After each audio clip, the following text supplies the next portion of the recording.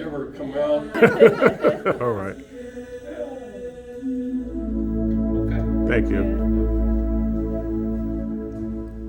The first slaves in the Americas were not African, and the first Africans in the Americas were not slaves. Black sailors, soldiers, servants, and settlers arrived in the Americas in the 15th century, along with the earliest Europeans.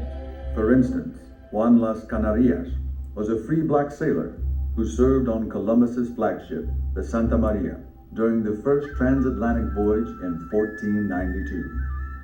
These first black colonists were from Spain rather than Africa and were known as Ladinos. People of African heritage were always a part of the colonial experience in the southeastern U.S. In Spanish Florida, African people had been a part of the colony of St. Augustine since its establishment in 1565. They came from the Caribbean and South America, as well as from Africa. Most African Floridians lived in St. Augustine, scattered throughout the town. They were both free and unfree, and probably made up about 10% of the town's overall population. The two European powers who settled most of North America's southeastern region were in constant struggle over control of the land between South Carolina and Florida. During the 16th century, Spain considered Florida, La Florida, to extend from the Keys all the way up to the Chesapeake Bay and west to the Mississippi River. That was Florida, and it was Spanish territory, and they did not want any of the other European nations trying to colonize it or explore it or exploit it. American Indians, who were the original inhabitants of the area, also fought to retain or regain their occupied lands. Africans in the Americas against their will were often caught in the middle of this international rivalry. In 1686, the Spaniards in St. Augustine began to spread the word that escaped slaves would be given religious sanctuary in Spanish Florida. Word of the Spanish policy spread rapidly among the black populations of the Carolinas, and the number of escapees to Florida steadily increased. In the turbulent frontier society of 18th century colonial southeastern North America, African slaves created opportunities to gain their freedom. You have to imagine someone taking advantage of the first opportunity, whether it be a fire, an accidental fire, whether it be the master or the overseer getting sick, or whether it be another Native American uprising.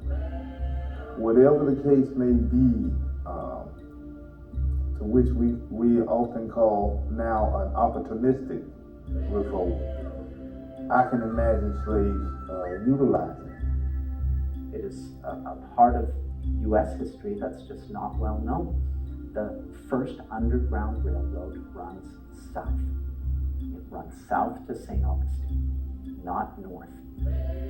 The first recorded group of fugitives arrived in St. Augustine in 1687 and included 8 men, 2 women, and a nursing child. The policy of giving religious sanctuary to escaped slaves was Spanish Florida's creative solution to a number of local problems. Welcoming the refugees served to strike an economic blow at the English colonies, while at the same time aiding skilled workers and Catholic converts to the Spanish colonies. Formal legal sanctions for this policy came in 1693, when King Charles II of Spain issued a royal proclamation on the status of runaways to Florida, giving liberty to all, the men as well as the women, so that by their example and by liberty, they will do the same. If you were enslaved on an English plantation, if you could make it to Spanish territory, you would be given your freedom with the provision that you joined the militia, became Catholic, and provided some service. By 1738, more than 100 African fugitives had reached St. Augustine. In that year, the Spanish government established the fort and community of Gracia Real de Santa Teresa de Moze, about 2 miles north of the town. I think something truly remarkable happens in that a sense of community begins to grow. There were 38 households of men, women, and children at the Moze community. Fort Moze and the town of Moze were not just an isolated place on the frontier. They immersed themselves into Spanish culture. They were connected regularly with St. Augustine. They not only immersed themselves, but they actually thrived. All of the inhabitants of Moze were Catholic and received instruction in that faith. There was a church in the town, made of boards and thatch, and a resident missionary priest. The people of Moze were baptized, married, and buried in St. Augustine. However, where the cathedral was located, a few objects that may have been related to religious life were excavated at the Fort Moze site. The people at Moze came from a variety of West African areas. And the Spaniards recorded everything they could, particularly when people were baptized or converted, and they would record their origins in Africa. So we know where in Africa the individuals who lived at Moze came from, and it was a range of Congo, Caravali, Mandingo, Igbo, and others. Upon their arrival in St. Augustine, many of the male fugitives from the Carolinas were made members of the Spanish slave militia. And in 1738, they formed a free black company. Having escaped from Carolina, these African Americans knew the region well and would fight to the death if their former English masters invaded from the north.